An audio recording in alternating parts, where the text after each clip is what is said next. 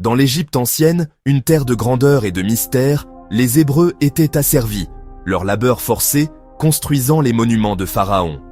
Et Pharaon, craignant leur nombre croissant et leur potentiel de rébellion, ordonna un décret cruel.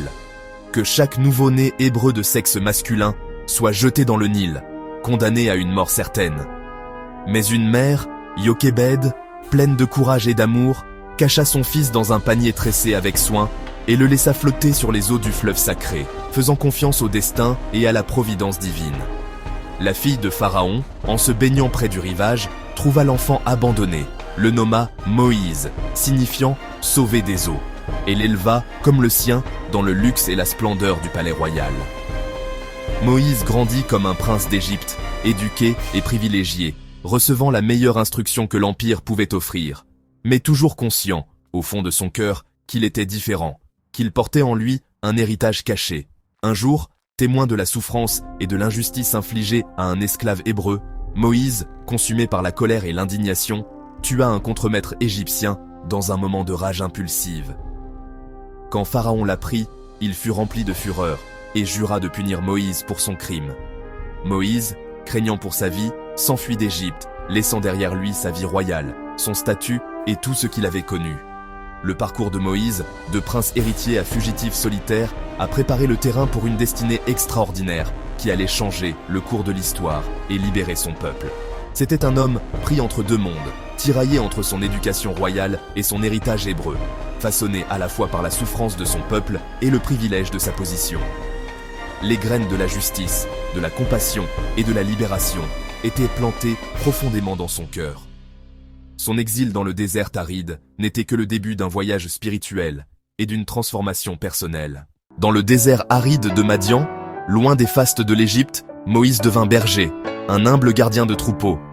Il trouva la paix dans la simplicité de cette vie et une nouvelle famille, loin des intrigues de la cour royale. Des années passèrent. Les saisons se succédèrent sous le soleil implacable du désert, jusqu'à ce qu'un jour, alors qu'il menait son troupeau près du mont Horeb, il voit un buisson brûler avec une intensité étrange, sans être consumé par les flammes. Intrigué et poussé par une force invisible, Moïse s'approcha. Il entendit alors la voix de Dieu. « Moïse, Moïse !» l'appelait la voix divine, résonnant à travers le désert.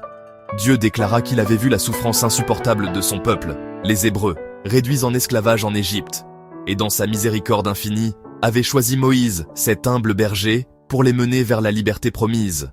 Moïse, rempli de doutes profonds et d'une humilité sincère, protesta de son indignité, se sentant incapable d'accomplir une tâche aussi monumentale. Mais Dieu promit d'être avec lui à chaque étape du chemin, lui donnant des signes miraculeux pour prouver sa présence et lui confiant une mission sacrée, retourner en Égypte, la terre de son enfance, mais aussi de son oppression, et exiger avec courage et détermination la libération immédiate des Hébreux. À contre-cœur, mais avec une foi grandissante, Moïse accepta cette mission divine, armé seulement de sa foi inébranlable en la promesse de Dieu et d'un simple bâton de berger, symbole de son ancienne vie. L'appel était clair et retentissant. Il affronterait Pharaon, le puissant souverain d'Égypte, et deviendrait la voix de la libération, le libérateur de son peuple opprimé. Le désert, avec son silence et sa solitude, l'avait préparé, façonné pour ce moment crucial. La vie de Moïse ne serait plus jamais la même. Il était à un point de non-retour. Le voyage de retour en Égypte, un voyage rempli d'incertitudes et de dangers, commença. Moïse et Aaron se tinrent devant Pharaon, figure humble yet resolute, standing in stark contrast to the opulence and power that surrounded them. They carried a message, a plea, and a warning.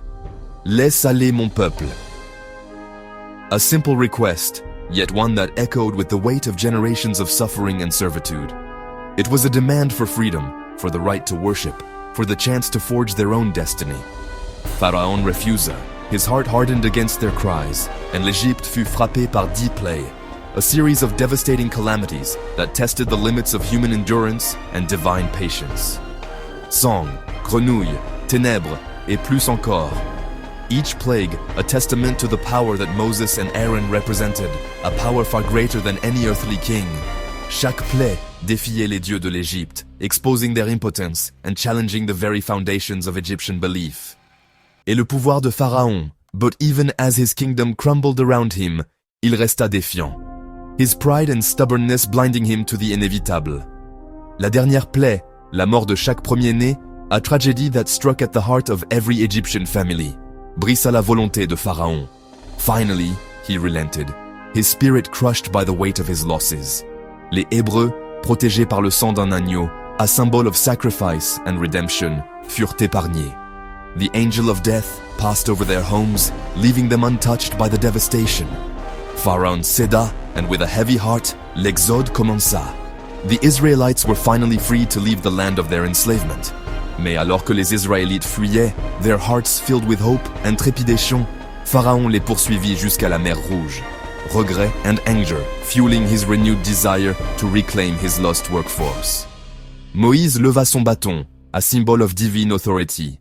Les eaux se séparèrent. A breathtaking miracle that defied the laws of nature. Et les Hébreux traversèrent sur la terre ferme. A path to freedom carved through the very depths of the sea. L'armée égyptienne suivit, their arrogance leading them into the heart of the miracle. Mais la mer se referma, the walls of water crashing down with unstoppable force, mettant fin à leur poursuite. The pursuing army was swallowed whole, their threat extinguished in an instant. Les Hébreux étaient libres, their chains broken, their spirits soaring with newfound hope.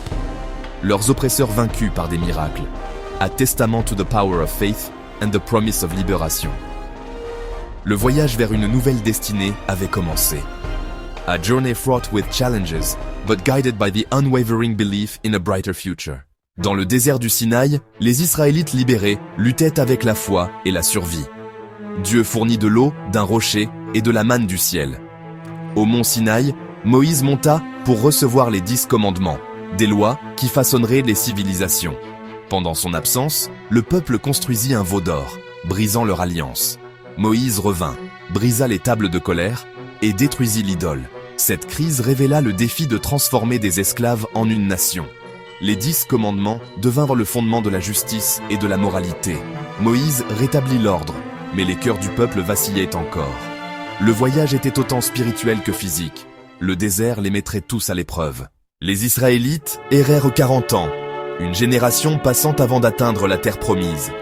Moïse dirigea, jugea et enseigna, établissant des lois et construisant le tabernacle. Dans un moment de frustration, il désobéit à Dieu et fut empêché d'entrer en Canaan. Près de la fin du voyage, Moïse nomma Josué comme son successeur. Du mont Nebo, Moïse vit la terre promise avant de mourir. Son héritage perdure législateur, prophète et libérateur. Vénéré dans le judaïsme, le christianisme et l'islam, l'histoire de Moïse est une épopée intemporelle de foi et de liberté. Sa vie inspire tous ceux qui recherchent la justice et l'espoir. Le voyage de l'esclavage à la promesse demeure un phare pour l'humanité.